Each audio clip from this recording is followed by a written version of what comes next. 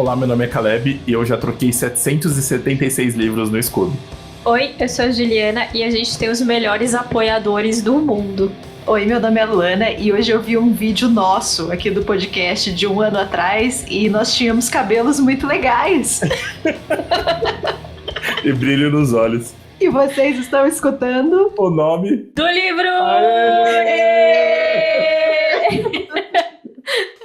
Hoje temos muitas histórias, a gente tem que explicar aqui as nossas aberturas, começando pelo Caleb. O Caleb tem uma história de troca no Scooby aqui que é muito maravilhosa. Eu comecei falando das minhas trocas no Scooby, eu não sei se as pessoas estão familiarizadas, mas eu gosto muito de trocar livro no Scooby, já troquei muita coisa boa, enfim, já pedi, então essas 776 foram nesse sentido, e eu pedi um livro esses dias de uma autora, um livro infantil de uma autora chamada Jutta Bauer, e quando eu recebi o livro eu não tinha visto, veio 2 cartões, e eu achei que fossem só os cartões normais, assim.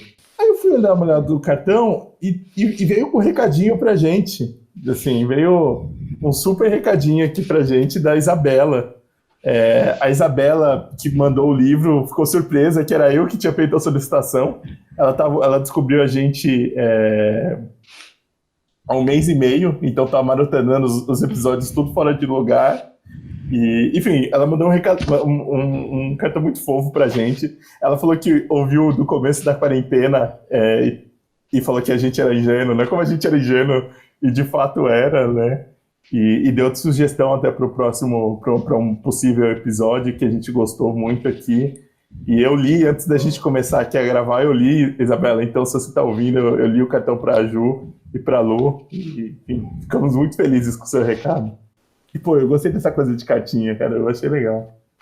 Eu achei a mensagem mais fofa de todas. Sério, eu fiquei muito feliz. Eu fiquei muito emocionada com essa mensagem. Foi muito legal, assim, Isabela, obrigado, viu? Um abraço mesmo para você, assim. Sabe o que deu vontade de fazer? Vamos criar a caixa postal do podcast e as pessoas mandam carta pra gente? Eu voto a favor, hein? Vamos. Eu vou ver isso porque, cara, eu fiquei muito emocionado mesmo, assim, sabe? Eu fiquei primeiro me sentindo idiota, né, que eu não tinha visto quando eu abri o livro, porque eu achei que fosse 2 cartões. Tipo cartão postal, as pessoas mandam coisas no Scooby, né? Eu já ganhei muitas coisinhas legais e já enviei algumas outras, mas eu acho que mais que tudo, o mais legal, na verdade, foi o recado e o carinho, né? Foi muito legal. Sim. Aí a gente depois fala tudo, vocês mandam as cartinhas pra gente, a gente vai passando aqui pra todo mundo responde. E se um dia a gente receber muitas cartas, a gente pode fazer que nem a Xuxa. Que sonho! Isso é um sonho, viu, gente? Quem é jovem não sabe o que é isso, mas olha, quem nunca quis jogar as cartas pra cima tal qual a Xuxa. Eu fazia isso com cartas de baralho, achando que era carta. Muito bem, Juliana. Quando eu era criança. Meu sonho, desde pequeno, eu vou realizar meu sonho, será? E ainda no momento emoção aqui deste podcast, a Ju também, né? Tem a sua frase de abertura, Ju. A que você estava se referindo?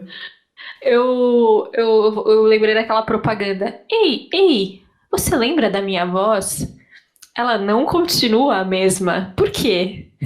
Né? Porque agora eu tenho um microfone decente. Nossa primeira aquisição aqui, né, gente? Vocês já estão cansados de saber que temos o nosso grupo no Apoia-se, apoia-se/o nome do livro podcast, e a gente fechou o primeiro mês de campanha.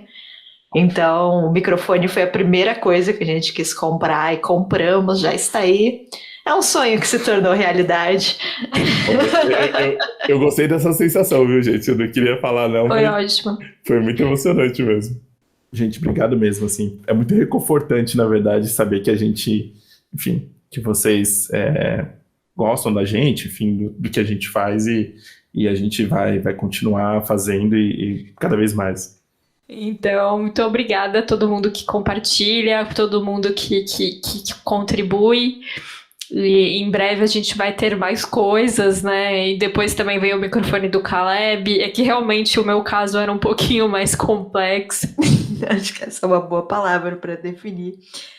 Digamos que a editora cansada aqui agradece. E aproveitando esse momento, né, de agradecimentos, eu queria aproveitar para fazer um convite, que é o convite para a nossa live. Se vocês, por acaso, estão escutando esse episódio no dia 4, na sexta-feira, hoje à noite vai ter uma live às 20 horas, que é a nossa live do Nome da Notícia, né? Nossa live mensal, que a gente fala dos bafões do mundo dos livros do último mês. E se por acaso vocês estão escutando esse episódio depois, né, as lives ficam gravadas no nosso canal de YouTube. Então você pode ouvir também. Pode assistir a gente, que é no YouTube o Nome do Livro Podcast, né? E também depois essa live vira episódio. Então, se vocês preferirem escutar como episódio de Spotify, de algum outro agregador também, ela é disponibilizada, mas aí com cortes, né? Com edição. No YouTube você pode ver na íntegra. Inclusive, assim, a gente conversando com as pessoas que estão lá presentes, mandando comentários, essa interação que a gente gosta. E a interação na live é muito legal, né? Acho que é das coisas que a gente, ainda antes de ter o grupo de apoiadores, a gente era o nosso contato, lógico, tinha as redes sociais, mas ali a gente interagia muito, né? Então, acho que é uma parte muito legal da nossa live mesmo, né? Essa interação é muito legal mesmo. Mas, enfim, já estamos aqui em meio às digressões de sempre. Sobre o que vai ser o episódio de hoje. A gente resolveu fazer uma pequena homenagem aqui ao Twitter, participar de uma corrente do Twitter. 4 livros que nos definem. E era só isso, era 4 livros que nos definem, tal, não tinha explicação, você tinha que... E eu confesso que eu gostei muito, assim, porque eu ficava olhando e falava, não, esse aqui faz sentido. Por que a pessoa colocou esse livro? Enfim, rolou um julgamento silencioso, lógico, né? Eu sou uma pessoa legal, né? A gente quer saber de vocês também, quais são os livros, porque assim, é muito difícil. Porque a gente levou muito a sério da ideia, pelo menos eu não sei vocês, mas eu levei muito a sério do definir. Se você lê esses 2 livros, e aí você me conhece e fala assim, ok, faz um pouco de sentido. Inclusive, Caleb, há boatos que uma certa integrante aqui desse podcast não decidiu até agora quais livros ela vai falar. Da última vez, no nosso último episódio de Preconceitos Literários, a Ju veio pra gravação sem nenhum. Falou, não, eu não consegui lembrar de nada. E aí ela soltou 15. Né? Exato. Uma metralhadora de preconceito. Mas foi bom que eu fui aceita pela comunidade, né? Pela comunidade em nome do livro, né?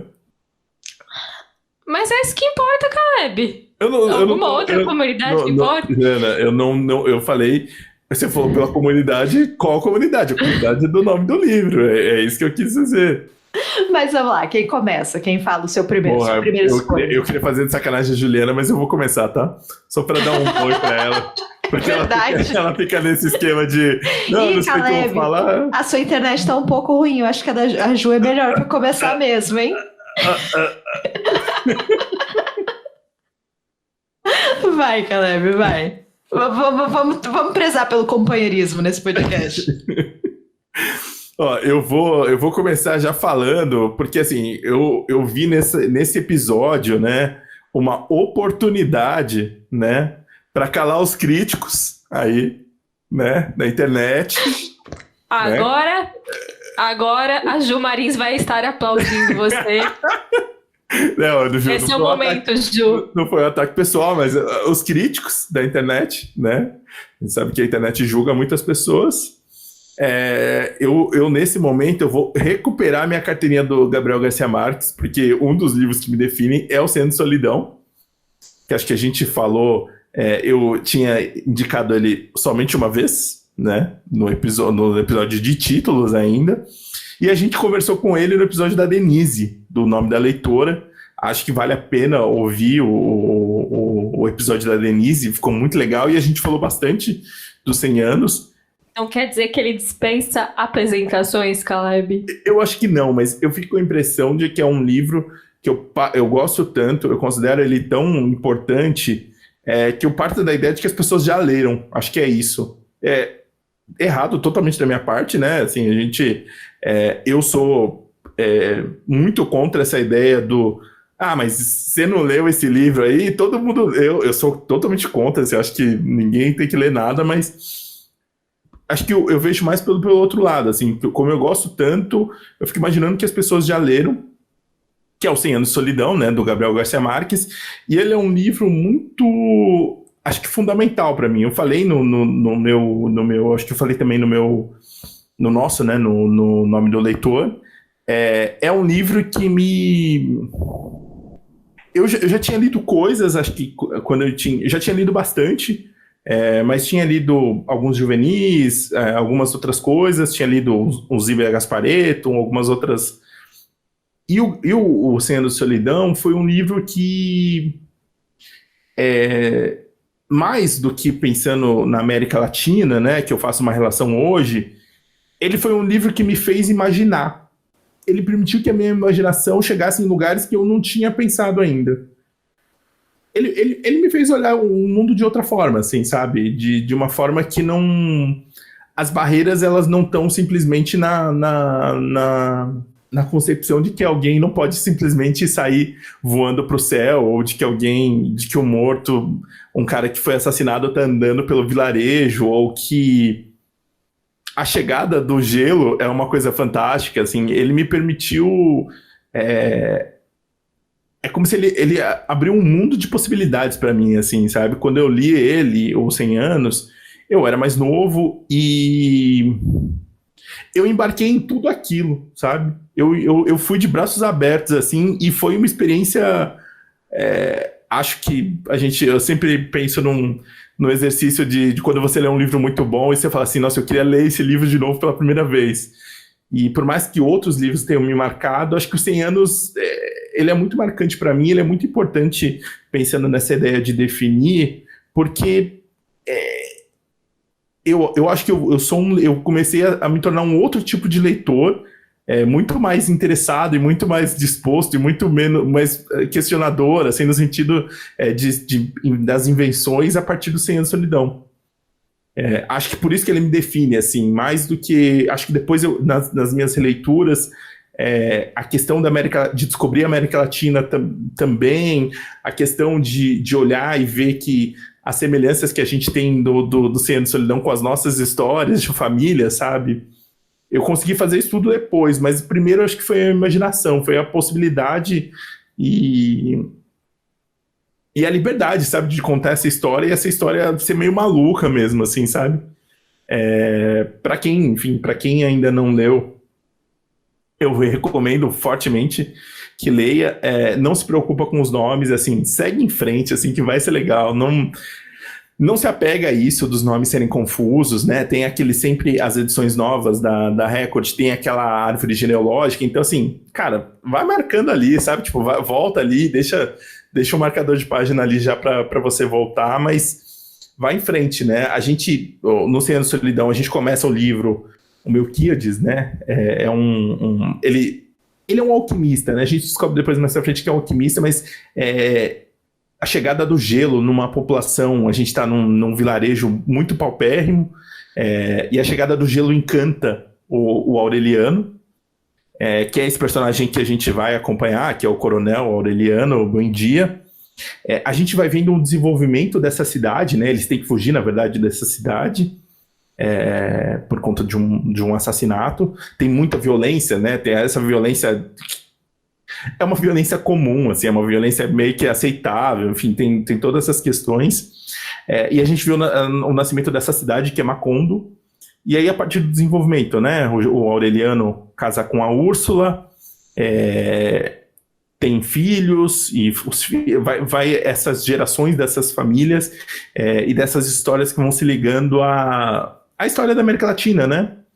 A gente tem muitas semelhanças dentro da história, né? Tem coisas que aconteceram e o Gabo coloca lá porque foram esquecidas na história, tem algumas outras semelhanças, mas principalmente essa história, a história do Coronel Aureliano Buendia, que lutou em 27 guerras, perdeu todas, enfim, e tem esses... o Gabo tem essa coisa com as palavras que eu achava... Acho que isso pra mim foi um choque também. Que era, ele tava narrando, ele narra, e aí em 2, 3 linhas, ele te conta o que vai acontecer lá na frente.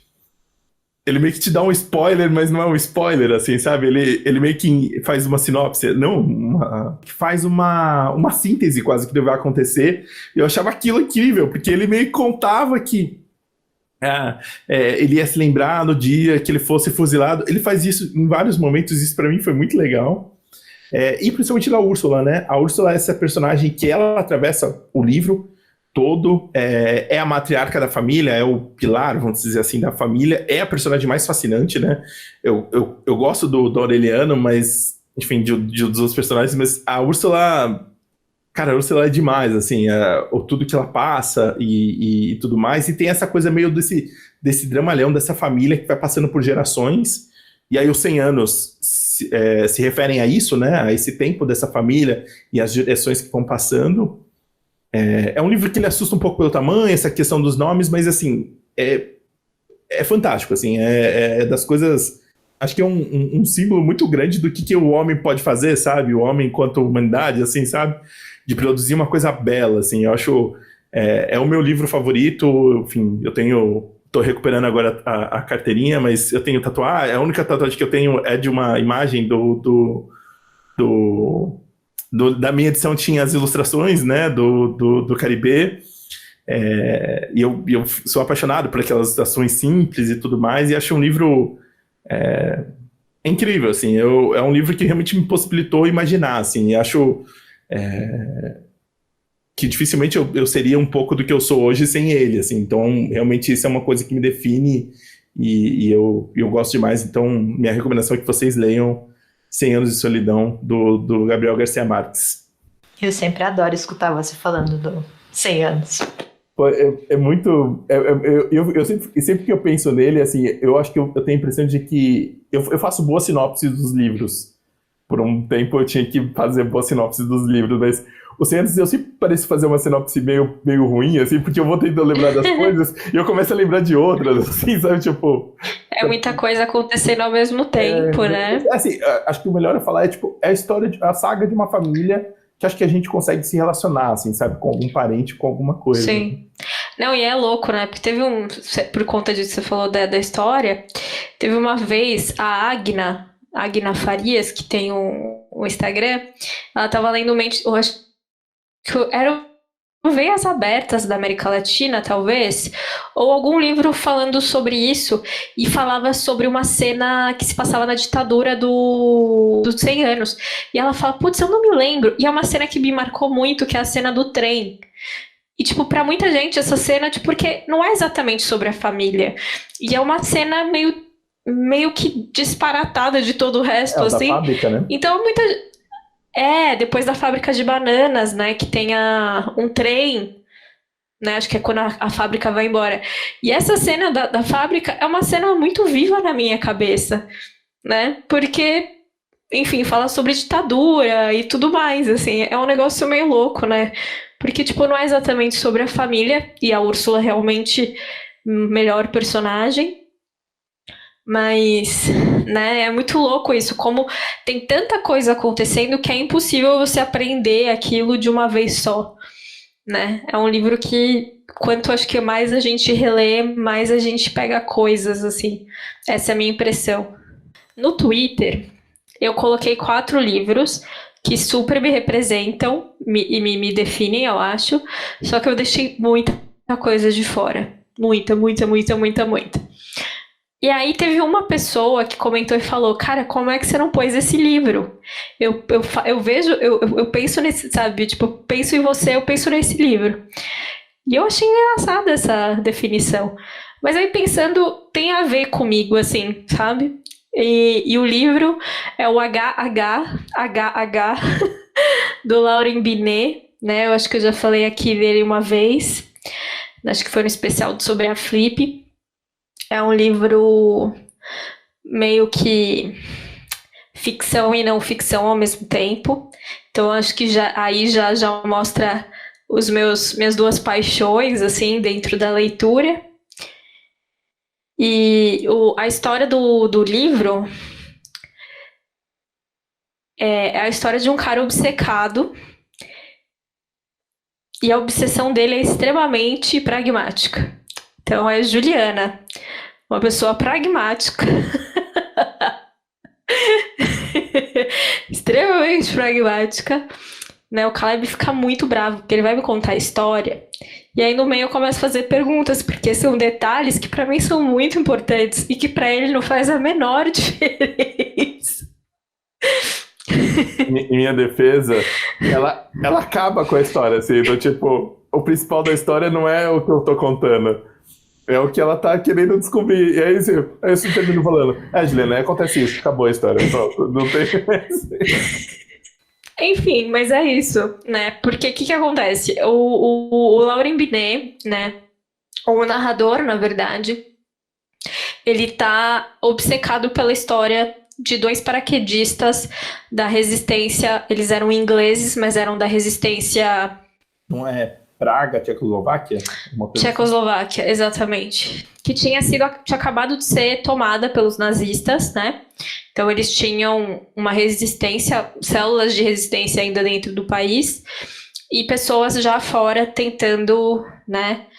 E quando foi tomado pelos nazistas, o Hitler colocou lá no poder um cara que ele era chamado carinhosamente de besta loira, que é esse HHHH, que tem um significado em alemão que eu esqueci. Alguma coisa assim, a tradução, bem em linhas gerais, é isso. O cérebro do Hitler chama Reinhardt. E aí, esses dois paraquedistas, eles saem da Inglaterra, ali para ir até Praga, para desenvolver mesmo uma oposição e tentar assassinar o Reinhardt. Essa é uma parte real. E aí o narrador, ele vai atrás dessa história, né? Então ele vai para Praga, o autor é francês, né? O Lauren Binet. Então é uma história meio que autoficção, a gente falando que tá cansado de autoficção, e um dos livros que me definem é uma autoficção, mas Deus no comando. Esse cara vai, e aí a história vai se mesclando entre a tentativa dele contar a história e os fatos históricos, né? Dessa tentativa de assassinato, que a gente, enfim, eu não pesquisei no Google antes para saber se o cara tinha realmente morrido ou não, enfim. Mas se você quiser saber, dá para pesquisar antes no Google. E é um livro muito envolvente, né? E eu acho que o que me chamou muita atenção é justamente a forma como o Binet, né, o narrador, ele fala sobre a sua obsessão, né? E como aquilo tá fazendo mal para ele, mas ele quer chegar até ao fim, ele quer apurar isso, ele quer saber, né? Então essa curiosidade e esse pragmatismo mesmo do tipo, eu vou atrás disso. Não que eu seja totalmente assim, né? Não tô, né? Mas eu consigo enxergar traços das minhas obsessões muito nisso, assim, sabe? E é um tema que me interessa, né? E que eu ainda não conhecia antes de ler esse livro. Então foi uma coisa assim... uma coisa que, tipo, explodiu a minha cabeça. Eu lembro quando eu li, né? Eu li pra Flip mesmo. E aí ver ele falando, né? Dessa questão de como é que você contar uma história. Que é outra coisa que me pega muito. Como contar uma história, né? Como que você consegue? Como é que você apreende os fatos e junta, né? E faz daquilo virar uma história, né? Porque é isso, são muitos detalhes, são muitos personagens, são muitas coisas acontecendo ao mesmo tempo. Então, como você costura isso, né? E o livro tem muito disso, né? Nos momentos que você vê o autor lá no dilema dele, do tipo, o que eu faço agora? Para onde eu vou? Sabe? Qual é a cor do carro que o Reinhardt dirigia? Era verde ou era azul, sabe? Tipo, esse nível de obsessão mesmo, sabe? Nos detalhes que o Caleb odeia. Porque eu faço esse tipo de pergunta mesmo, quando ele tá contando a história. Então, eu acho que, enfim, é um livro que eu gosto muito. Eu acho ele muito importante, né? Foi muito importante quando eu li também, porque reforçou essa minha ideia de como contar histórias e de narrar os fatos históricos e de ir atrás dos fatos, de como as coisas, mesmo que você tente, elas sempre vão estar um pouco enviesadas, não tem jeito, porque faz parte, né? Faz parte de você ser humano. Enfim, acho que é isso. É um livro que eu recomendo muito a leitura, ele é fascinante, assim. É um pouco pesado, obviamente, pelos temas e pelo até, né, tanto pela a história dos paraquedistas quanto pela narrativa do jeito que o Binet faz, sabe? Ele vai tornando aquilo bem claustrofóbico, assim, parece, sabe? Então, mas é muito, muito bom. E eu acho que é isso, assim, eu acho que eu podia ter escolhido qualquer outro livro de não ficção para falar sobre essa questão de contar, de narrar histórias, de personagens né, falaram para eu falar do Olga, né, que também seria, mas eu acho que esse é um livro que me tocou muito, porque ele mistura justamente essas duas coisas, a forma de contar com a história, sabe? Ele casa isso muito bem, né? Então, acho que é isso. Eu não só falar que esse livro não tem a edição impressa, né? Acho que está esgotado, mas tem o e-book, que vale demais a pena, assim. É um exercício de questionamento, de como se fazer as coisas. Com isso que a Ju falou da obsessão, é estranho que com essa descrição possa parecer tão envolvente, mas você termina o livro... primeiro que a impressão que dá é que você quer ir para Praga, né, para conhecer o lugar, e segundo que, tipo, esses dois personagens, né, quem são esses personagens que foram para essa missão, né? Sim. A reconstrução que ele faz dele é muito muito vívida. Assim, e dos questionamentos, né, essa questão de você estar descrevendo uma coisa, mas questionando do tipo, cara, mas como é que eu posso estar escrevendo isso? Como é que eu posso saber o que ele achou, né? É muito impressionante mesmo. Livraço. Sim. E tem só uma coisa, e tem uma adaptação para o cinema, né? Tem, chama Operação Antropoide, que é o nome da operação mesmo, né? Óbvio que não tem a parte do Binet. Acho que é só Antropoide, talvez, que chame. Que tem o Cillian Murphy e mais alguém que eu não sei o nome, mas, né, tem o Cillian Murphy, é legal, né? Ele é um dos paraquedistas. Mas é isso, porque é uma história, de fato, assim, muito emocionante, só a história dos paraquedistas, né? Porque é essa coisa meio de conspiração e de tentativa de fazer as coisas darem certo, e tem que ser aquela coisa sempre muito... aquela coisa de crime perfeito, né? Tudo tem que ser muito bem calculado, e aí às vezes dá coisa errada que a gente faz agora, é muito impressionante. Você fala o seu? Eu vou falar sobre... Nossa, agora os temas estão tão sérios, assim, eu vou falar sobre um livro de comédia, né?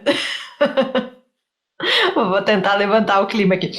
Eu vou falar sobre O Guia do Mochileiro das Galáxias, do Douglas Adams. E eu tô escutando, assim, os suspiros dos nossos ouvintes nesse momento, né? Falando, lá vem essa guria falar desse livro de novo, assim. Ele estava, inclusive, na nossa lista, nossa famosa planilha aqui dos livros mais citados da história deste podcast. Prometo para vocês que eu vou ficar um tempo sem falar sobre ele, mas eu tinha muito que falar sobre o guia.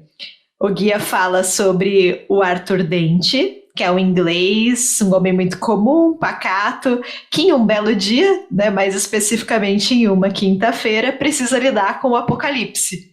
Né? O planeta Terra ele é demolido para que se construa no lugar uma via expressa interespacial. A gente torce para que isso seja real, né? Podia, né? Teremos essa sorte.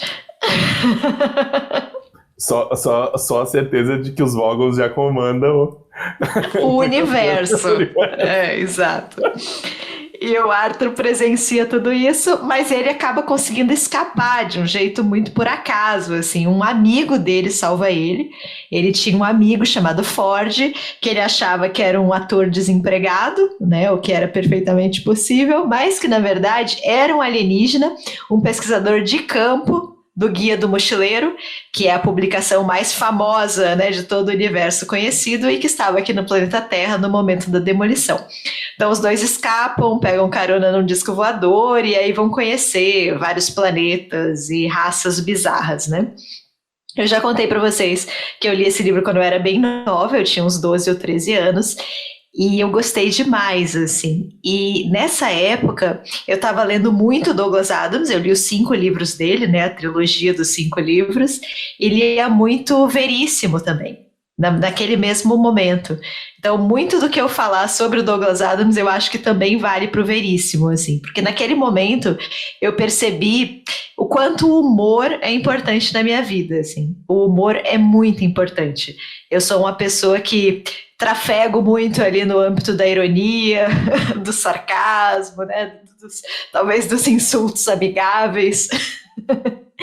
E o Douglas Adams, ele tem um humor que eu gosto muito, que é um humor muito crítico e muito plantado na realidade, assim, por incrível que pareça, né? Ele está falando sobre planetas estranhos e criaturas bizarras, mas ele obviamente está falando sobre o nosso mundo, né? Então, quando ele fala sobre um presidente imbecil, completamente apaixonado por si mesmo, quando ele fala sobre um Deus que não tem ideia do que está acontecendo com o universo, quando ele fala sobre os Vogons, que o Caleb citou, que é essa raça que está tão imersa numa estrutura burocrática que já não é capaz de pensar por si mesma, ele está falando sobre a nossa sociedade, né? Então, assim, eu acho ele muito crítico e, ao mesmo tempo, muito engraçado, e é alguém que mostra como o nosso mundo é absurdo. Assim, não dá para levar a sério o nosso planeta, sabe? Definitivamente, não dá para levar a sério um planeta onde um cara é crucificado, né? Só por dizer que seria da hora as pessoas serem legais umas com as outras, para variar, né? Nas palavras do próprio Douglas Adams. E nessa época também, eu acho que é um pouco a morte da jovem mística, né? Eu falei no outro episódio que eu fui uma jovem mística, e aí eu acho que o Douglas Adams enterra isso, né? Porque, assim, nada faz sentido, né? O nosso mundo não faz sentido. Existe até uma resposta para a busca, né? Pelo sentido e pelo significado da vida, mas ela definitivamente não vale a pena. Então, assim, nada é sagrado para o Douglas Adams, nós não somos tão racionais e tão grandiosos e tão maravilhosos quanto a gente quer acreditar. E eu acho que ele realmente mudou a minha forma de ver as coisas, assim, de estar mais preparada para lidar com esse absurdo. Né? O Douglas Adams, ele tem a resposta para a vida e o universo e tudo mais, que é super conhecida, né? Eu não vou falar aqui porque talvez vocês ainda não saibam que resposta é essa. Eu li quando eu não sabia e foi maravilhoso, mas ele tem também no 4º livro uma que não é tão comentada, que é a resposta de Deus para toda a sua criação, que eu também acho maravilhosa, assim. Quando eu li aquilo, fez muito sentido para mim. Eu falei, ok, esse é o mundo mesmo, né, que a gente vive. E assim, não é um humor conformista, sabe? Um humor conformado, sei lá. É um humor crítico mesmo, afiado, um humor político, assim. Eu acho que o humor é uma forma maravilhosa da gente perceber as nossas próprias falhas, sabe? E apontar também coisas que são sensivelmente problemáticas no nosso mundo. Eu acho que ele faz isso muito bem. Eu acho que ele se posiciona com humor tanto dentro da ficção quanto na vida mesmo, né? Fora dos livros. Ele era uma pessoa que se posicionava, era um ambientalista e tal. Então, eu gosto muito do humor dele, da visão que ele tem sobre as coisas, e eu gosto muito também do humor que ele tem em relação à própria linguagem. Eu gosto muito da forma como ele escreve e como ele vai sempre quebrando as nossas expectativas sobre o que a gente espera, né, da escrita ou de figuras de linguagem. Então, eu sempre cito uns trechos que eu adoro, assim, que ele fala que as naves voavam da mesma forma que os tijolos não o fazem. Ou quando ele diz que aquela bebida tinha quase, completamente, mas não totalmente o mesmo gosto de chá, sabe? E várias outras construções dele. A gente estava falando no nosso grupo do Telegram outro dia sobre a dinamite pangaláctica, né? Faz pouco tempo que foi o dia do Orgulho Nerd. E aí eu lembrei que ele fala que a dinamite pangaláctica, beber dinamite pangaláctica é como beber água, só que do ponto de vista da água. Então eu amo todas as construções dele, assim.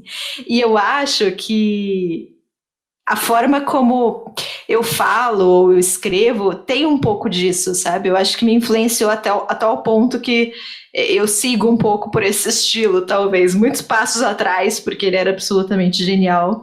Mas ele tem essa questão da linguagem também, de como ele brinca com a forma de falar e como ele provoca o riso, também a partir da linguagem, que é algo que o Veríssimo também faz muito, né?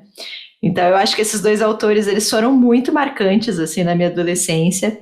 E é isso, assim, eu acho que com 14 anos eu já era jovem mística cansada, que achava que nada valia muito a pena e o mundo era muito absurdo para ser levado a sério.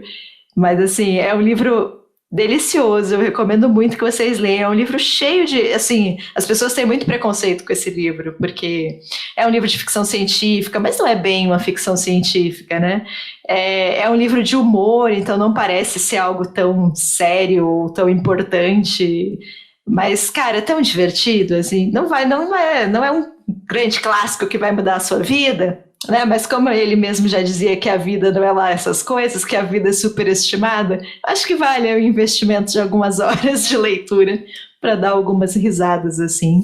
E eu já reli ele depois, né, várias vezes na vida adulta, inclusive reli uma vez para o clube de leitura que a Ju e o Caleb mediam, aqui o Espanador.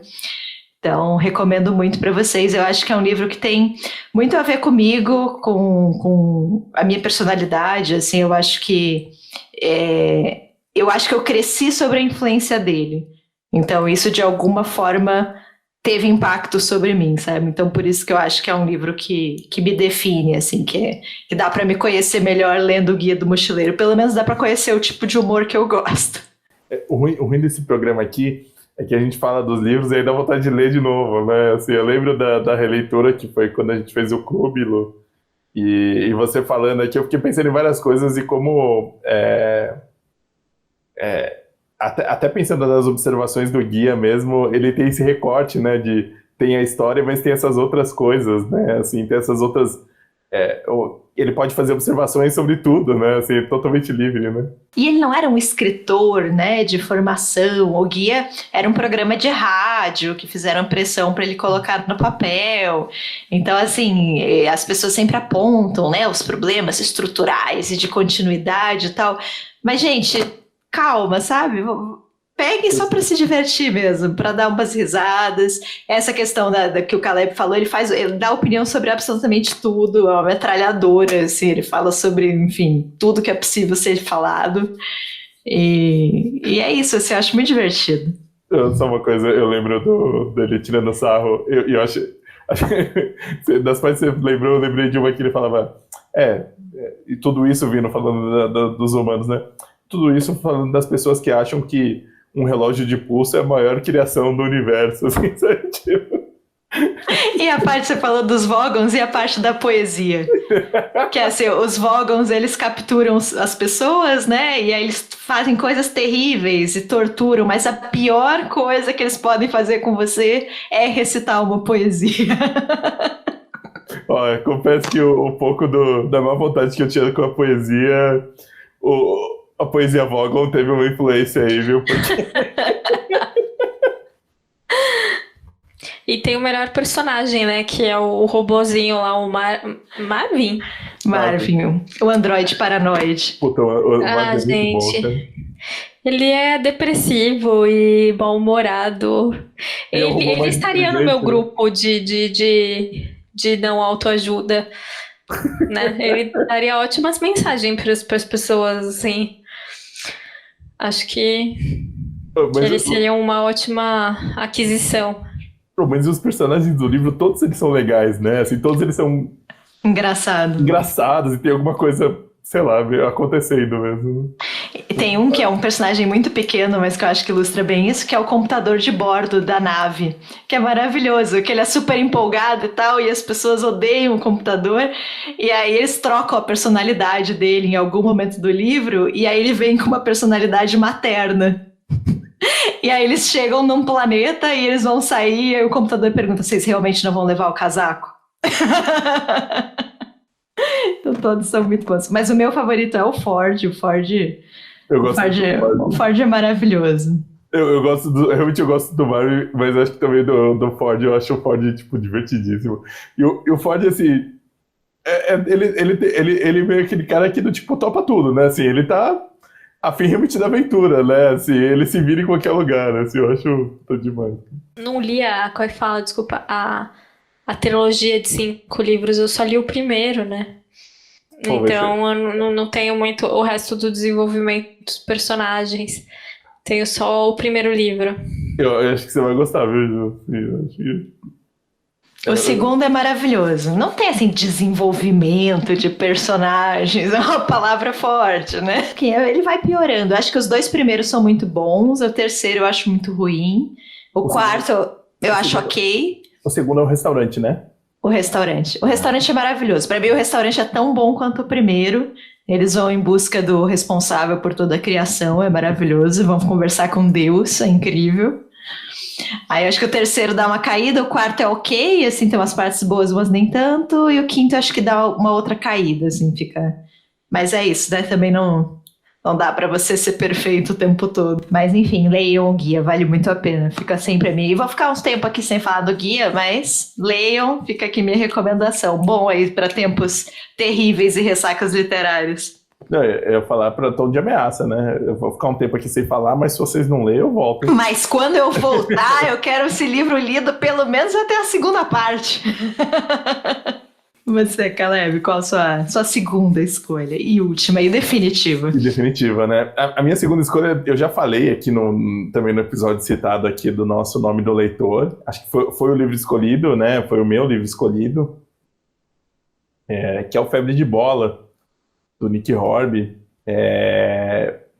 Para quem ouviu, essa é uma versão resumida e menor, que enfim, a prova de amizade, de amor, né, que foi a Ju e a Lu lendo o livro. Então, né, a gente sabe que a pessoa gosta mesmo da gente quando pessoas que não é desse mundinho leem um pouco desse livro, leem, enfim, o Febre de Bola, porque é um livro sobre obsessão. A gente falou um pouco de obsessão com a relação dos livros, né? A Ju falou da dela, a Lu falou do guia, que não é exatamente da obsessão, mas que acompanha, né? O Febre de Bola, eu sempre tive essa questão, né? Eu sei que vai parecer mó drama, nossa senhora, realmente é um problemão, hein? Você, caramba, cara, como que você consegue sobreviver a isso? Mas sempre teve essa questão, né, da leitura, o futebol ser... Tudo bem que eu vou falar isso, assim, no momento que acho que talvez nunca foi tão difícil gostar de futebol para mim quanto tá sendo agora, assim, né, por questões políticas, né, que fogem ao futebol. Agora, não sei exatamente quando o podcast sair, como a gente vai estar, mas o Brasil aceitou assediar a Copa América, né, que a Colômbia não quis fazer por questões políticas, né, o país está num tumulto. A Argentina também não quis fazer, porque voltou a aumentar os casos lá, né? Teve uma alta muito grande lá. Nada comparado aqui, mas também nenhum lugar no mundo está comparado como aqui. A gente é o epicentro do coronavírus, né? E tudo, enfim, em função também da completa ineficácia ou escolha mesmo, né? Dos comandantes. E a impressão que dava era que a Copa América, que é um torneio que acontece, né, entre as seleções aqui do continente, que não precisava acontecer, não é relevante, o Brasil resolveu sediar, né, ligaram pro Bolsonaro e ele, obviamente, né, como uma forma de mostrar que tá tudo normal, né, aceitou. E para mim foi um dia muito difícil, assim, porque gostar do futebol às vezes requer um desprendimento de algumas coisas e de questões como essa, né? Como é que você gosta de futebol e tá assim, mas para mim o futebol, enfim, é mais do que isso, é uma representação do mundo, assim, eu consigo explicar coisas que acontecem no mundo através do futebol. Acho que longe do que as pessoas acreditam, ele não é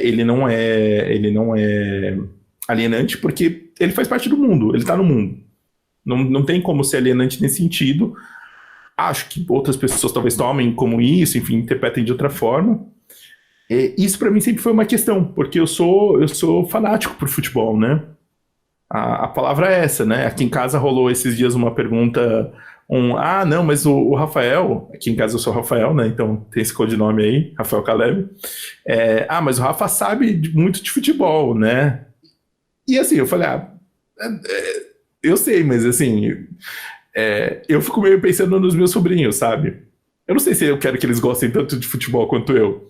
De fato, as partes boas são boas, mas as partes ruins são muito ruins, assim, sabe? Eu passo. O meu time voltou, meu time é Palmeiras, né? Voltou a estar nas finais e tudo mais, e alguém que eu sigo na internet falou assim, cara, é legal e tal, o time tá na final, mas, tipo, eu só fico tenso, assim, sabe? Tipo, é isso, assim, sabe? Esse é o nível da coisa, do fanatismo mesmo, né? E eu sempre gostei de futebol, sempre foi uma parte, assim, indissociável de quem eu sou, assim, sabe? Só que a leitura e o futebol não necessariamente são coisas que são sempre andando juntas. Lógico, quem gosta de futebol lê, não vou falar que a pessoa não sabe ler, mas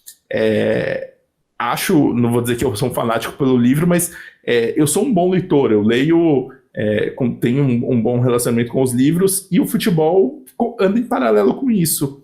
E sempre foi uma questão porque realmente as pessoas quando eu falava que eu gostava de futebol, sempre estranhavam por eu ler. E eu achava aquilo meio estranho, eu falava, pô, mas não tem nada demais, né? Não é um extraterrestre, né? Mas normalmente vamos dizer assim que não tá ligado. Isso sempre foi uma questão que me dava meio um bug, assim, sabe? Porque eu falava, pô, mas não, cara, tem.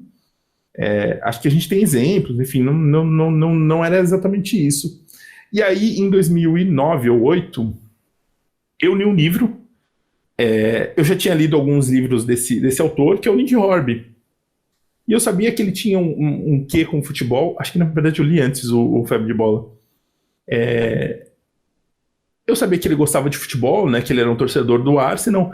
Eu já tinha lido a Alta Fidelidade, já tinha lido outros livros dele. Até então, acho que era um dos meus autores favoritos, né?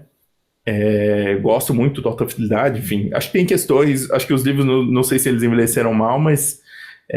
E aí, quando eu pego o Febre de Bola é sobre um cara obsessivo. O Nick Horby é um cara obsessivo com futebol. E ler aquilo, pra mim, foi um alívio inacreditável, assim. Eu tenho essa relação com o futebol hoje. Acho que convivo com menos pessoas, então, assim, eu não encho o saco de ninguém tirando sarro dos times, porque eu não quero que enche o saco meu, assim, eu sou mais reservado, vamos dizer assim. E eu tenho uma relação de troca com meu pai e com meu primo, né? Eu vou no estádio de futebol, eu acho que desde 96, né? Se você falar pra mim qual é a coisa que você mais sente falta na pandemia, eu sinto falta de ver as pessoas, de sair, mas assim, cara, eu sinto muita falta de ver um jogo de futebol no estádio, assim, é a parte que eu sou. E quando eu li Febre de Bola conta a história do Horby, é um livro autobiográfico, que ele começa a contar de como ele começou a gostar de futebol, do Arsenal, lá nos anos 70, e ele vai ele lembra das coisas da vida dele através dos jogos de futebol. Ele lembra o que estava acontecendo no dia, quem era o cara do seu time e tudo mais, e ele vai me contando um pouco da trajetória dele, das primeiras decepções. Tem um episódio maravilhoso que é a mãe dele avisando que o time dele perdeu nos pênaltis, acho que foi nos pênaltis, não foi? O campeonato, assim, e aí ela deixa um recado, e ele fica inconformado porque ela coloca um ponto de exclamação, né, na derrota, e ele fica sentido com aquilo, né, quase como se fosse uma questão com a mãe. E é isso, assim, ele vai falando, o livro, o Febre de Bola é um retrato de um cara obsessivo, da relação dele com o futebol, e de como ele consegue... Ele realmente é um torcedor, assim, escrevendo, sabe? É um cara que é apaixonado pelo time, dos problemas e das coisas e das questões. Então, acho que quando eu li o Febre de Bola, eu me identifiquei demais, assim. Pra mim foi uma parada muito... foi muito engraçado ler sobre alguém que falava assim que, putz, que nas primeiras páginas falava assim que ele não falava para as pessoas o quanto ele pensa em futebol, porque, tipo, as pessoas não iam nem querer conversar com ele, assim, sabe? E acho que, sei lá, a pessoa mais próxima que eu tinha isso era meu primo, assim, sabe? Quando eu dei esse livro pro meu primo e ele pirou, assim, ele falou, cara, isso aqui é a gente, assim, é esse mundo. E é muito legal do livro do Horby, porque ele passa por algumas questões que foram marcantes, né, nos anos 80, pensando no futebol na Inglaterra. O Heysel, né, e depois o Highbury, né, que é onde morrem 89 torcedores do Liverpool, né, que são desastres que meio que, de certa forma,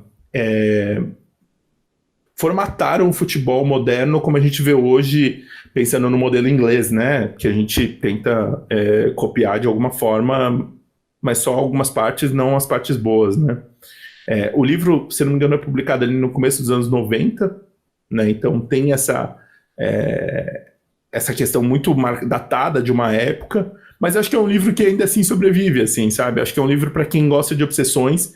Acho que dificilmente quem não gosta de futebol vai gostar do livro, até porque ele fala de muitos jogadores ingleses, e assim, cara, futebol inglês, olha, eu cresci nos anos 90, meu time já estava campeão, né? O meu pai teve que gostar do time dos anos 80.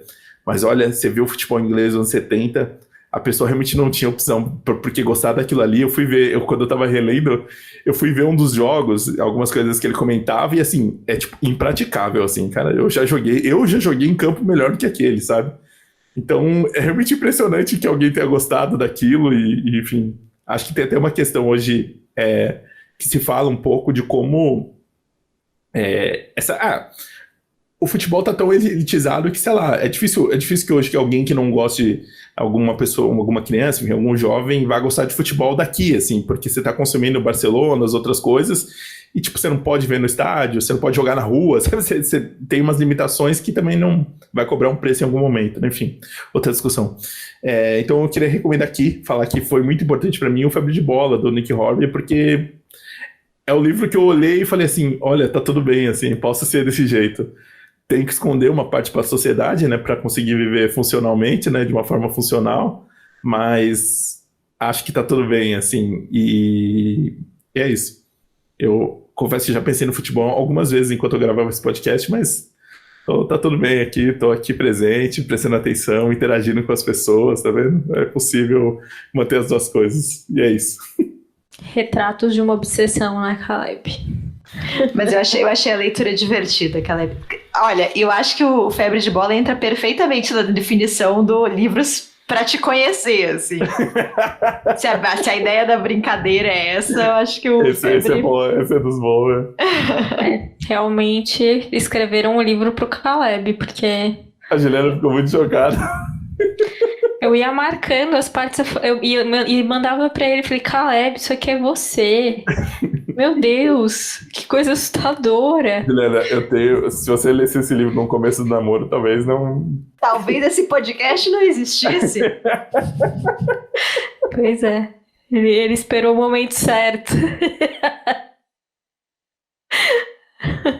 Mas eu amo a relação que ele tem com a mãe, cara. A mãe é maravilhosa, que a mãe deixa ele nos jogos, né? E ela não tem muita noção do que tá fazendo. Não, e assim, se a gente pensar, quando a mãe dele começa a liberar ele pra ir nos jogos fora, né? Que é o que ele fica jogado, cara, o futebol inglês era muito violento, né? Assim, era muito. Não só os rolinhas, mas a sociedade, assim, sabe? Tipo, é um meio que realmente não era tão limpinho, assim, sabe? Tipo, eu acho engraçado quando ele fica chocado com a mãe, né? Hoje em dia, né? Escrevendo, olhando. Realmente. Sou eu, né? Ai, Deus. Gente, que difícil. Que eu acho que eu falei tão mal, assim, do HHH. Assim, acho que eu não dei noção, assim, de como é um livro muito bom. E, enfim, e que tem a ver com as minhas obsessões e com algumas formas que eu tenho de pensar. Mas, enfim, é que eu acho que seria muito fácil eu pegar qualquer outro não ficção, assim, porque eu acho que é um pouco como a minha cabeça funciona, sabe? E ouvindo a Lu falar sobre o Guia do Mochileiro, eu pensei muito em quadrinhos, né?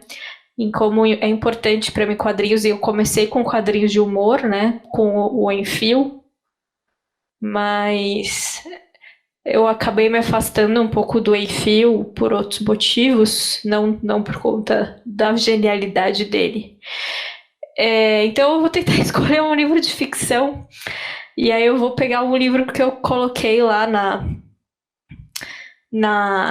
nessa lista do Twitter, que é As Meninas, da Lígia Fagundes Telles, que foi também o livro que eu li no momento meio que importante da vida, sabe? Aquela coisa de primeiro ano da faculdade, você ainda não sabe muito bem o que você vai fazer da sua vida.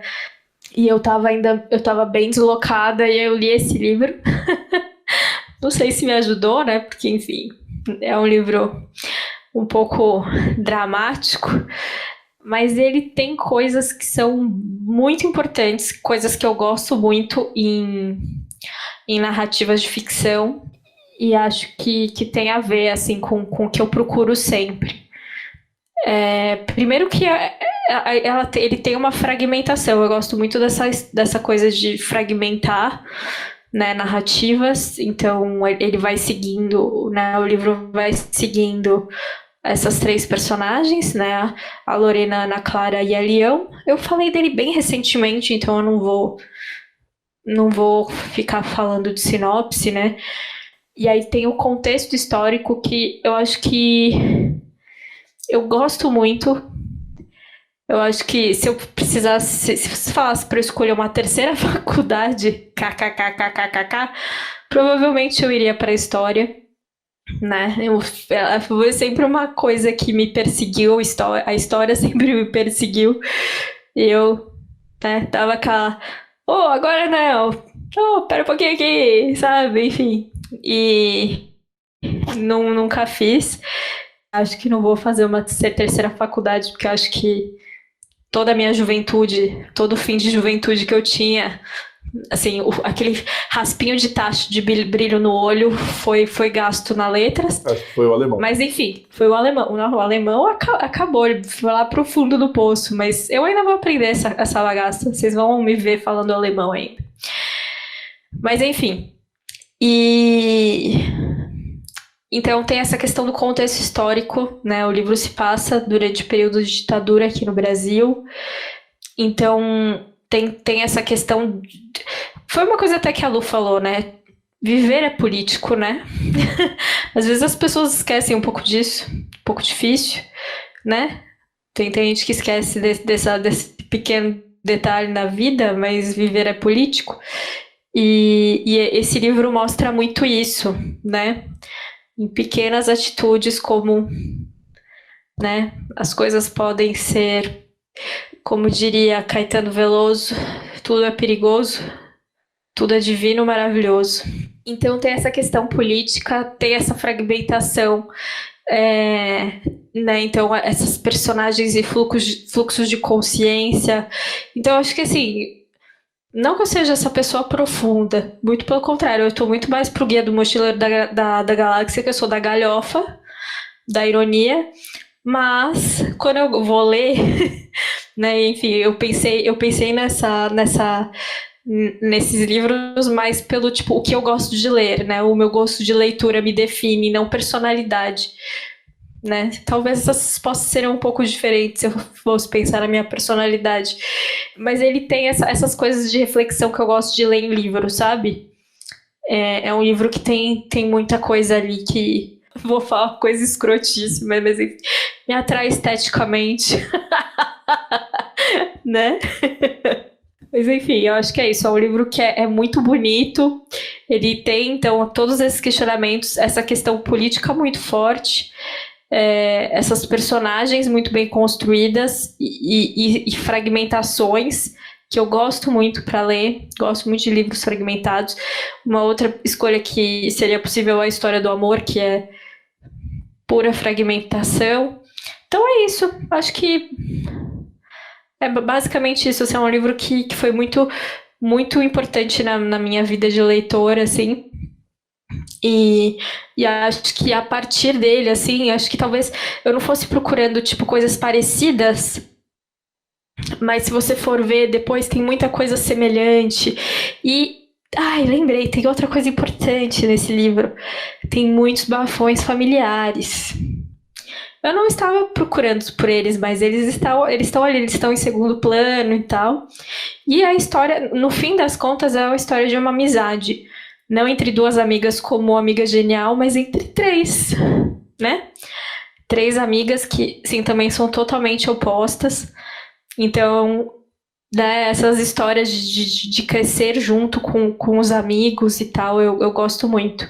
Que o livro nunca tinha sido citado e agora foi citado. A Juliana tá gastando aí. Você tá se exibindo. Agora ele fica 3 anos sem nunca mais ser citado, porque é um livro que eu já li há muito tempo, né? Eu preciso reler. Só ele, na inclusive. releitura agora. Livros que gostamos e relemos. Episódio tal. Daqui a um tempo. Mas vários check aí na Juliana, hein? No que ela foi falando aí. Só de curiosidade, quais foram os outros livros que estavam? Porque eram 4 no Twitter, né? É mais fácil o Caleb. Eu lembro do As Meninas. Eu lembro do da Janet Malcolm, que foi um que eu pensei em falar aqui. Que é o Julgamento de Ifigênia. Tem A História do Amor. E Tudo que Tenho da Nicole Krauss. E qual? Tudo que eu tenho levo comigo. Não foi da Herta Miller. Foi? Acho que foi, Ju. Eita, olha como eu sou, gente, nem lembro. Não, podia ter falado desse também. Porque o que eu pensei em você é o Olga, né? Lá. Mais ainda do que as meninas, né?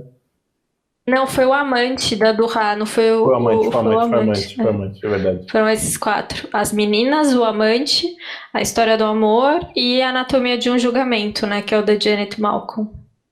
Curioso suas respostas. Foi bem curioso também. Eu esqueci de... Nesse dia confiscaram, acho que definitivamente, a minha carteirinha de Ferranter, porque eu não falei da Helena Ferrante. Acho que Juliana. Agora é um caminho sem volta. Juliana, já era, já. Você respondeu também, Caleb? Eu respondi. Os meus 4 foram o Febre de Bola, os 100 Anos, o Oceano e o Retalhos. Foi Retalhos, Ju, que eu coloquei? Talvez. Eu pensei nele, falar dele também, mas é difícil. Eu queria ter muito falado sobre um quadrinho nesse de hoje, mas não deu. Fica para uma próxima. Fica para o Juventude Emocionada. Juliana já querendo emplacar os outros, né? Só pra falar assim, eu falei dos 4 mesmo, viu? Depois eu quero saber da Lu, qual que são, já que a gente falou 2 em off, qual que seriam os outros 2? Eu não respondi, porque eu não tenho Twitter, né, gente? Sou uma pessoa idosa, eu ainda não entrei nessa rede social. Quando ela estiver quase acabando, eu entro. Vai, Lu, qual é o seu próximo? Então, respondendo a sua pergunta, qual que eu teria colocado no Twitter, um que eu teria colocado com certeza e que eu não vou falar aqui é A Mão Esquerda da Escuridão. Mas acho que se eu falar de novo dele aqui, também as pessoas vão desligar este podcast irritadíssimas, e vão procurar. Eu escutaria esse daí. Acontece muito poucas vezes na nossa vida, que é assim, quando você lê um livro e você entende por que você gosta de livros, sabe? Você sente que você tá diferente depois daquela leitura, que algo mudou, assim. E, assim, é muito raro de acontecer, pelo menos comigo. O último livro que tinha acontecido foi com A Mão Esquerda, e olha que já fazem uns 4 ou 5 anos que eu tinha lido. Caramba. Eu gostei de muitos livros depois disso, tá? Mas essa sensação, assim, eu não sei explicar, gente, mas... Eu acho que eu senti isso, não sei se tanto assim, mas o mais recente que eu tive foi o Baldwin. Eu achei que você ia falar dele, do Quarto de Giovanni. Eu pensei nele, porque assim, é isso que você falou dessa sensação, acho que pelo menos pra mim, correspondente, é mais ou menos essa coisa de você pegar um livro que você fala assim, caramba, é isso, assim, sabe? Tipo, dá um negócio mesmo. E eu fui muito por aí na minha segunda escolha. Assim, o primeiro livro eu queria que fosse o Guia, porque eu acho que tem muito a ver com a minha personalidade mesmo, assim. Mas o segundo eu queria falar de um livro que teve esse impacto, assim, de esse chacoalhão, que eu acho que é uma coisa muito mágica quando acontece. E aí, por sorte de vocês, que não vão precisar me escutar falando da mão esquerda de novo, pela enésima vez, eu vou falar de um livro que eu acho que eu ainda não falei aqui no podcast, que é o Atos Humanos, da Han Kang, autora do A Vegetariana. Né? A Vegetariana eu elegi como o meu melhor livro do ano passado e a Ju elegeu do ano anterior, né? Então a Han Kang... E o Caleb vai correr para esse ano aí. Vai correr por fora. A trilogia aí. O Atos Humanos é de 2014, mas aqui no Brasil foi lançado agora, né? Pela Todavia. E assim, eu tava com muita expectativa. Eu contei na nossa live, né? Que eu comprei o livro na pré-venda ali. Cara, o livro foi lançado há um mês e eu já li, já publiquei resenha. O negócio foi intenso aqui.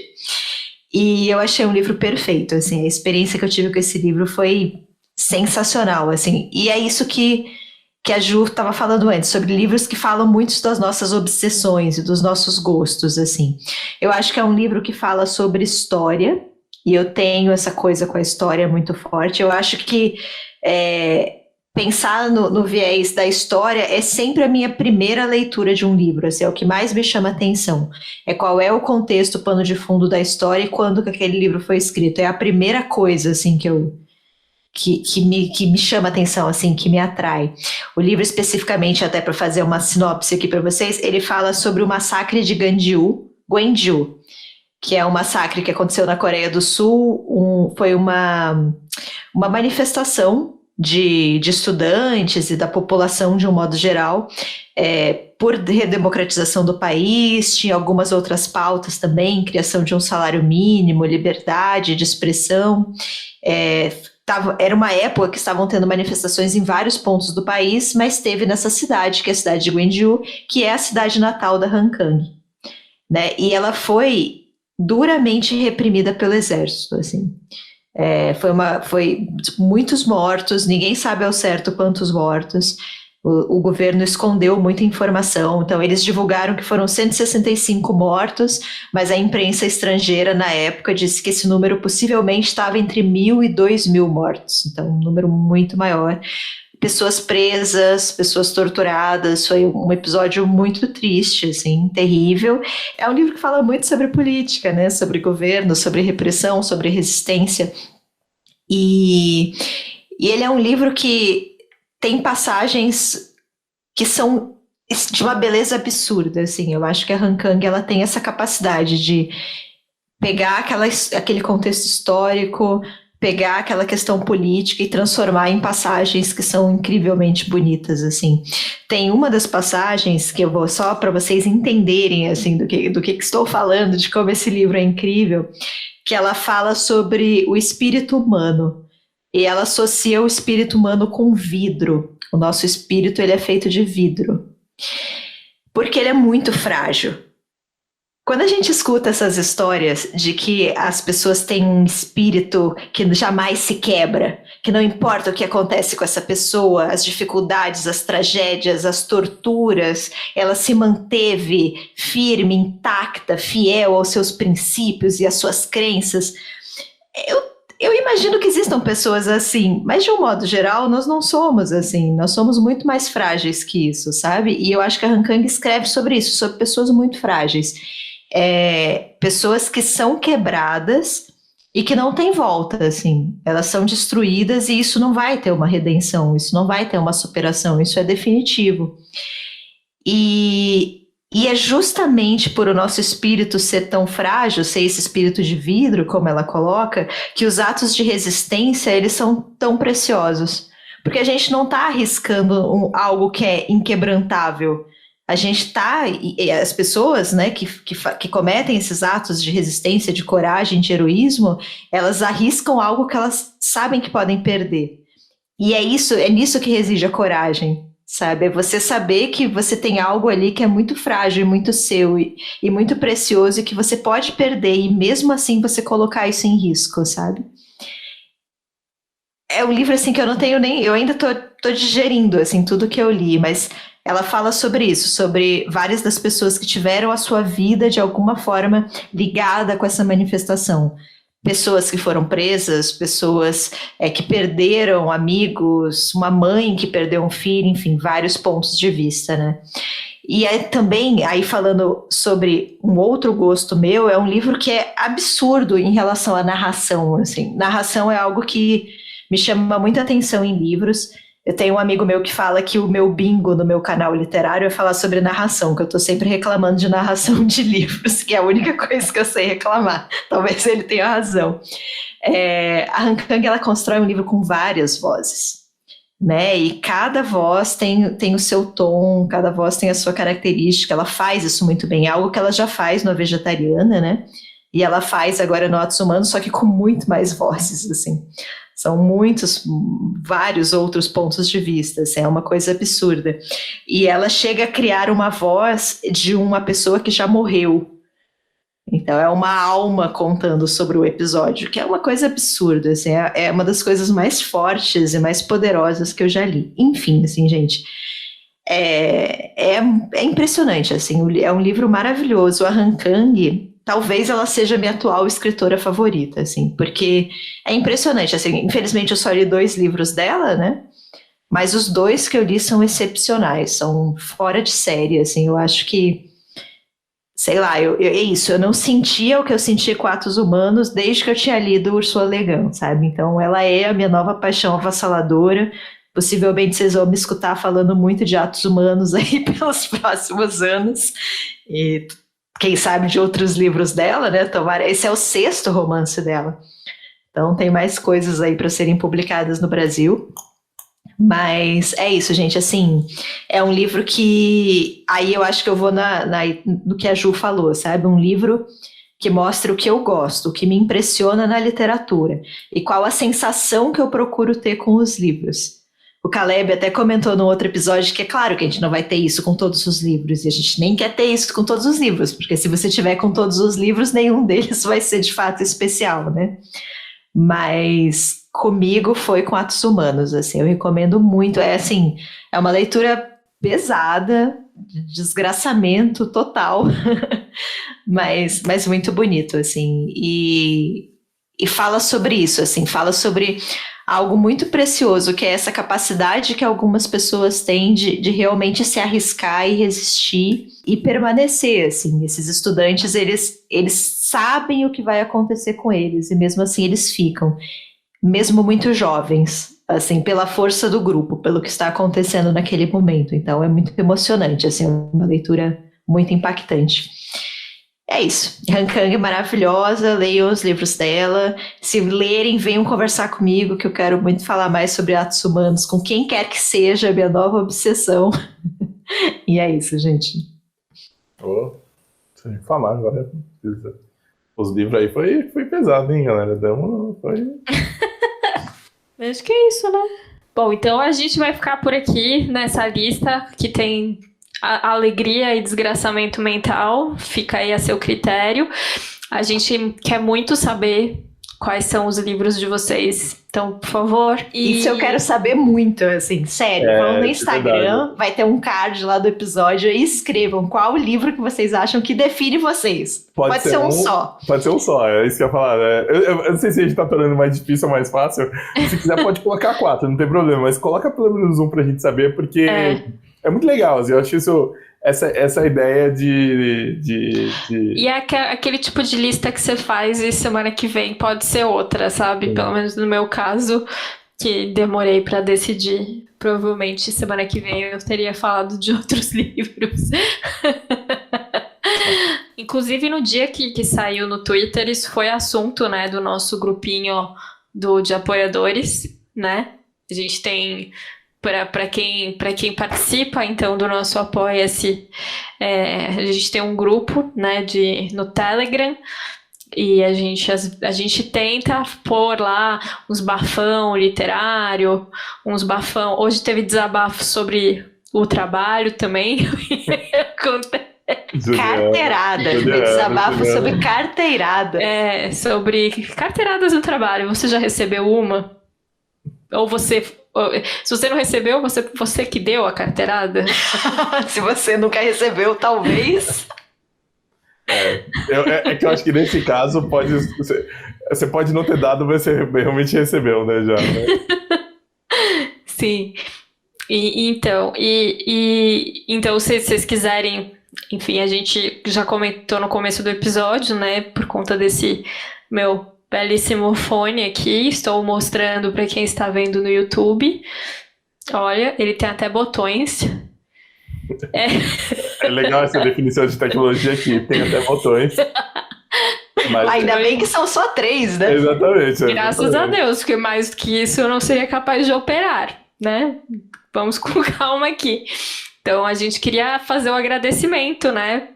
Fechamos o primeiro mês de apoio e graças à verba, né? Uma parte da verba que veio desse primeiro mês, foi possível comprar esse fone, que é a primeira melhoria, né? A gente tem várias outras coisas que a gente quer fazer de melhoria em áudio no nosso podcast e depois para vídeo também. Então, a gente queria agradecer. E aí, a Lu, né, Lu? Você está com a lista dos nossos apoiadores que a gente falou que a gente quer agradecer aqui nominalmente a todos eles. Isso aí. Nesse primeiro mês, a gente teve 21 apoiadores. Então, é isso aí que a Ju falou. A gente está muito feliz mesmo. Acho que a gente não esperava, eu, pelo menos, não esperava que fosse ser tanta gente legal. Gente, eu falei que se não aparecesse ninguém, eu ia ter que pegar e falar: mãe, me empresta seu cartão de crédito e colocá-la de apoiadora. Eu não precisei pedir pra minha mãe o cartão de crédito dela. Isso é uma vitória. Isso é uma baita vitória, gente. A gente, cara, é surreal. Não, mas assim, eu sei que a gente já falou isso, mas esse primeiro mês pra gente, assim, a gente já vinha conversando disso, né, e enfim, eu acredito muito nessa ideia, né, do apoio mesmo, né, e do apoio pelo apoio, né, porque você gosta do projeto, das coisas, né, esse é pra mim, em vez de gente apoiando, pra mim, pra gente é muito emocionante mesmo, né, assim, de verdade. Eu queria poder passar para vocês o quanto que a gente gosta desse projeto, sabe? A gente gosta muito do podcast, é muito bom poder gravar, a gente se diverte, a gente gosta de todo o processo da interação, de postar, de receber as mensagens. Então, assim, qualquer coisa que possa nos ajudar a manter isso ativo de alguma forma, pra gente é muito maravilhoso. Mas Vamos lá.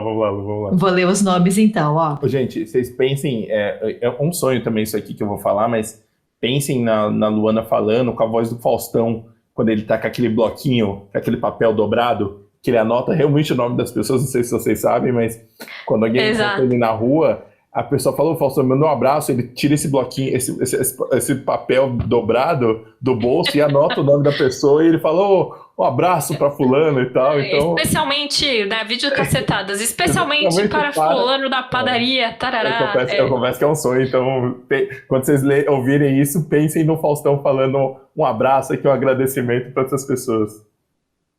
Vamos lá, então. Ô, louco, meu. Queremos agradecer a Alessandra Schmitz da Silva, Ana Carolina Ribeiro de Moraes, Angélica Cristina Ribeiro, Caroline Gracia Plena Sol Colassic, Cláudia Alves Mota, Euslene Souza, Fernando Ferroni Correia, Isa Leite, Jaci Antunes, Isabela Santoro, Jalusa Endler de Souza, Juliana Marins, Keide Souza, Lara Osolins, Luciana Ferreira Gomes Silva, Mônica Geraldine Moreira, Noemi Machado Farias Rei, Priscila Caselato, Rosana Vilela Santos, Samantha Furlaneto e Sandra Sonagueri. Muito obrigado, viu? Muito obrigada, gente. Vocês notaram que está em ordem alfabética? Eu gosto de ordens alfabéticas. Na hora eu notei, muito bem. É satisfatório, é totalmente satisfatório. Sim. Isso aí. Falar também para vocês acessarem, se vocês ainda não apoiam a gente e podem, né, e querem apoiar, apoia-se / o nome do livro podcast. E todo início de mês a gente vai rever as recompensas. Então a gente está com ideias aí de acrescentar algumas coisas. Então, a gente vai falar provavelmente tudo isso na nossa live, né? Mas deem uma olhadinha lá no Apoia-se que vai ter sempre novidades. Bom, então até mais tarde, quem sabe, não é mesmo? Se você está escutando isso na sexta-feira de manhã. E até mais. Até mais. Até mais, gente. Tchau, tchau. Tchau, tchau.